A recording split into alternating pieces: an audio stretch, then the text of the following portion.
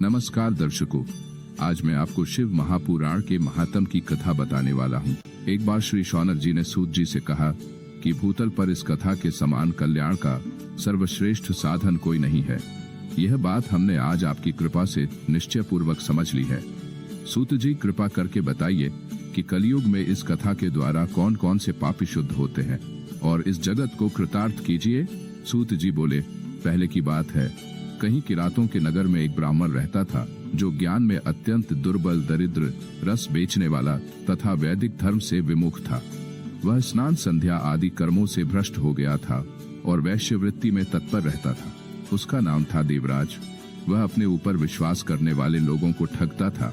उसने ब्राह्मणों, क्षत्रियों, वैश्यों, शूद्रों तथा दूसरों को भी अनेक बहानों से मारकर उनका धन हड़प लिया था, परंतु उस पापी का थोड़ा सा भी धन कभी धर्म के काम में नहीं लगा था। वह वेश्यादामी तथा सब प्रकार से आचार भ्रष्ट था। एक दिन घूमता फिरता वह देवयोग से प्रतिष्ठानपुर झूसी प्रयाग में जा पहुंचा। वहां उसने एक शिवालय देखा जहां बहुत से साधु महात्मा एकत्र हुए थे। देवराज उस शिवालय में ठहर गया, किंतु वहां उस ब्राह्मण को ज्वर आ गया। उस ज्वर से उसे बहुत पीड़ा होने लगी।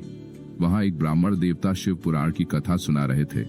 ज्वर में पड़ा हुआ देवराज ब्राह्मण के मुखारविंद से निकली हुई उस शिव कथा को निरंतर सुनता रहा। एक माह के बाद वह ज्वर से अत्यंत पीड़ित होकर चल बसा। यमराज के दूत आए और उसे पाशों से बांधकर बलपूर्वक यमपुरी में ले गए। इतने में ही शिवलोक से भगवान शिव के पार्षदगण आ गए। उनके गौर अंग कर्पूर के समान उज्ज्वल थे, हाथ त्रिशूल से सुशोभित हो रहे थे। उनके संपूर्ण अंग भस्म से उद्भासित थे और रुद्राक्ष की मालाएं उनके शरीर की शोभा बढ़ा रही थीं। वे सब के सब क्रोध पूर्वक यमपुरी में गए और यमराज के दूतों को मार पीट कर बारंबार धमकाकर उन्होंने देवराज को उनके चंगुल से छुड़ा लिया और अत्यंत अद्भुत विमान पर बिठाकर जब वे शिवदूत कैलाश जाने को उद्यत हुए, उस समय यमपुरी में बड़ा भारी कोलाहल मच गया। उस कोलाहल को सुनकर धर्मराज अपने भवन से बाहर आए। साक्षात दूसरे रुद्रों के समान प्रतीत होने वाले उन चारों दूतों को देखकर धर्मज्ञ धर्मराज ने उनका विधि पूर्वक पूजन किया और ज्ञान दृष्टि से देखकर सारा वृतांत जान लिया।